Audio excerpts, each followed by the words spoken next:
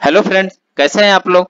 आज हम पढ़ेंगे MJY 006 में एक रिसेंट में जो अभी जो इग्नू का एग्जाम हुआ है, इसमें एक क्वेश्चन आया है, वैदिक गणित का विस्तार से उल्लेख कीजिए। तो आइए वैदिक गणित के बारे में आज पढ़ते हैं और जानने का कोशिश करते हैं कि इसको इस क्वेश्चन का आंसर कितना में लिखना है और कितना इसको कहाँ से करना है। तो आइए वीडियो को ज्यादा लंबा ना करते हुए, जो भी फ्रेंड्स हमारे चैनल पे नए आए हैं कृपया चैनल को सब्सक्राइब कर ले और बेल आइकन को प्रेस कर दे, ताकि जो भी लेटेस्ट वीडियो हमारे चैनल पे आए वो सबसे पहले आपको मिल सके। तो देखते हैं वैदिक गणित का विस्तार से परिचय, इसको देखते हैं। तो वैदिक गणित का आंसर यहाँ से स्टार्ट करना है कि भारतीय ज्ञान परंपरा में गणित को प्राचीन काल से ही अत्यंत महत्व दिया गया है। केवल आचार्य परंपरा में ही नहीं अपितु वेदों में भी अनेक गणितीय सूत्रों का प्रतिपादन हमारे ऋषियों ने विस्तृत रूप से किया है। वैदिक साहित्य में गणित के गणना को संपादित करने वाली गणक की भूरी भूरी प्रशंसा की गई है। लिखते हैं कि याद से गणकम अर्थात नीति के गणनाओं के लिए गणक की सहायता लेनी चाहिए। वेदों के बाद वेदांगों में भी गणित को वेद पुरुष का नेत्र कहे जाने वाली ज्योतिष शास्त्र के अंतर्गत स्थान मिला है। ज्योतिष शास्त्र के 3 स्कंध है, सिद्धांत, संहिता तथा होरा। जगत गुरु शंकराचार्य भारती कृष्ण तीर्थ जी का अभिभार होता है कि जिन्होंने अथर्ववेद के परिशिष्ट से सतत यत्न पूर्वक गणितीय के 16 सूत्रों का संकलन किया है, जिससे गणितीय समस्याओं का हल करने में बहुत ही सहजता से किया जाता है। इस पुस्तक को आचार्य ने वैदिक गणित का नाम दिया है। अब नेक्स्ट देखते हैं, वैदिक गणित के रचयिता गुरु स्वामी तीर्थ भारती कृष्ण वैदिक गणित के रचयिता जगत गुरु स्वामी भारती कृष्ण तीर्थ जी के बारे में जानते हैं। जगत गुरु स्वामी भारती कृष्ण तीर्थ जी का जन्म 14 मार्च 1884 को तमिलनाडु के तिरुनेलवेली में हुआ था। इनके पिताजी जीपी नरसिंह शास्त्री यहाँ के डिप्टी कलेक्टर थे। इनके बचपन का नाम इनके माता पिता ने वेंकटरमन रखा था। वेंकटरमन बाल्यकाल से ही अत्यंत मेधावी एवं अद्वितीय प्रतिभा के धनी थे। 15 वर्ष की आयु में धारा प्रवाह संस्कृत बोलते थे, अतः जुलाई 1899 में मद्रास संस्कृत सभा की ओर से इन्हें सरस्वती की उपाधि से विभूषित किया गया। इन्होंने गणित आदि 7 विषयों में एक साथ 1904 में परा स्नातक की उपाधि प्राप्त की। श्री वेंकटरमन ने बड़ौदा कॉलेज में अध्यापन का कार्य किया। तो इसको इतना लिख देने से इसका हो जाए, इसका इतना ही लिखना है। उसके बाद आते हैं वैदिक गणित का संक्षिप्त परिचय। स्वामी भारती कृष्ण तीर्थ जी के वैदिक गणित या वेदों के 16 सरल गणितीय सूत्रों के संदर्भों को इकट्ठा कर वासुदेव शरण अग्रवाल जी ने सूत्रों तथा उप सूत्रों की सूची ग्रंथ के आरंभ में अधो निम्नलिखित प्रकार से दी है। ये आपका सूत्र हो गया या प्रमेय हो गया, तो इसको आप लोग पढ़ लीजिएगा और पढ़ने के बाद में फिर आप उपसूत्र प्रमेय इसको भी देख लीजिएगा। ये दोनों को लिखना बहुत जरूरी है एग्जामिनेशन में। आइए अब नेक्स्ट देखते हैं वैदिक गणित का विशिष्टता। वैदिक गणित का क्या विशिष्टता है, इसको जानते हैं। जगत गुरु भारती कृष्ण तीर्थ जी ने वैदिक गणित नामक ग्रंथ की रचना की। इस ग्रंथ में 16 सूत्रों के माध्यम से बड़ी बड़ी गणितीय संक्रियाएं सहज हो गई। वैदिक गणित के प्रत्येक सूत्र एकाधिक संक्रियाओं में प्रयुक्त हो सकते हैं। इससे अंक गणित, बीज गणित, रेखा गणित, चल राशि कलन आदि के समस्याओं को पलक झपकते ही हल किया जा सकता है।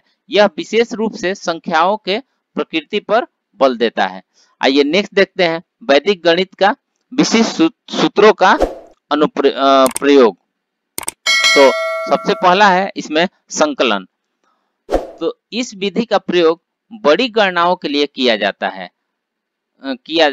इसका आशय आधार अंक का 10 के गुणक में पूर्णता, उसमें पूर्ण आधार बनाने वाली संख्याओं को मिलाकर विशेषकर बड़ी संख्याओं के गणना को आसान बनाया जाता है।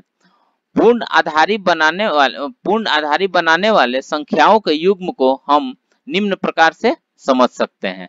तो यहाँ पे ये दिया हुआ है, इसको आप लोग अपने हिसाब से इसको जैसे भी करना है, कोई ये नहीं है जैसे 0 और 10 पूरक है, क्योंकि 0 प्लस 10 बराबर 10। उसी तरह आप लोग यहाँ तक 5 तक दिया हुआ है, आप 6 तक 7 तक 8 तक आप कर सकते हैं, कोई इसमें ये कोई दिक्कत नहीं है। आप अपने सहूलियत के अनुसार इसको देख लीजिएगा।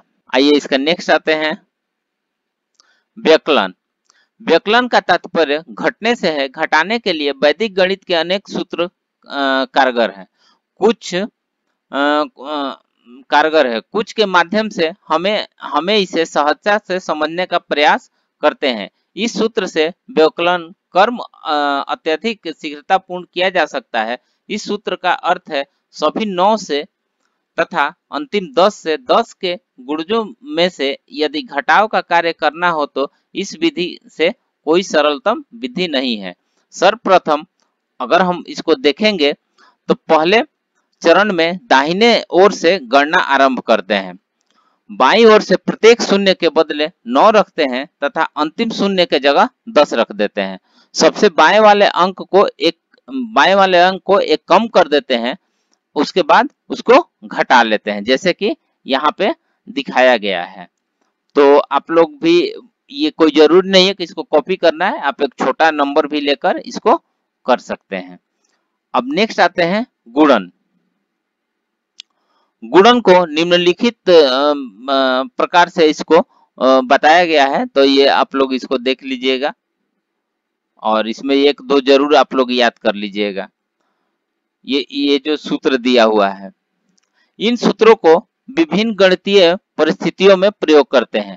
जहां गुण एवं गुणक के स्थान इकाई स्थान के संख्याओं का योग 10 हो तो शेष संख्या समान होगी। नेक्स्ट है, जब गुण आधार संख्या के समीप हो तथा आधार संख्या 10 से पूर्ण रूपेण विभाजित हो जाए तो विभाजित हो जाता है। यह एक उपसूत्र है जब गुण या गुणक 10 के घात से पर्याप्त रूप से भिन्न हो। जहां गुणक के सभी संख्या 9 हो, ऐसी 3 परिस्थितियां हो सकती है। जैसे आइए देखते हैं इसको। जहां गुण एवं गुणक दोनों में संख्याएं समान हो, पहला। दूसरा हो जाएगा जब गुणक के अंकों की संख्या गुण से अधिक हो। तीसरा हो जाएगा ठीक उपरोक्त के विपरीत, जब गुणक के अंकों की संख्या गुण से कम हो। पांचवा हो जाएगा जहां गुण एवं गुणक के इकाई तथा दहाई के अंकों की संख्या 100 हो तथा बाकी अंक समान हो। छठा हो जाएगा यह सूत्र गुणन के प्रत्येक रूप में प्रयुक्त होते हैं। जैसे यहाँ पे एक एग्जाम्पल दिया हुआ है, तो आप इस एग्जाम्पल को ले सकते हैं क्योंकि ये शॉर्ट में दिया हुआ है, कोई ज्यादा ये नहीं है। तो आइए देखते हैं नेक्स्ट में भाजन। भाजन का तात्पर्य भाग देने से है। किसी संख्या का भाजक द्वारा विभाग ही भाग या भाजन कर्म कहा जाता है। तो ये एक छोटा सा डिवीजन दिया हुआ है, आप लोग इसको कर लीजिएगा। नेक्स्ट है वर्ग। वर्ग का अर्थ है सम द्विघात, अर्थात किसी संख्या को उसी संख्या से गुणा करना। उदाहरण के लिए a का वर्ग होगा axa। जैसे यहाँ पे 25 का वर्ग अगर करते हैं तो 625 इसका वर्ग होगा। तो फ्रेंड्स, इस प्रकार से हमने देखा कि वैदिक गणित का हम लोग कैसे इसका आंसर्स दे सकते हैं। तो फिर मिलते हैं नेक्स्ट वीडियो में, तब तक के लिए धन्यवाद।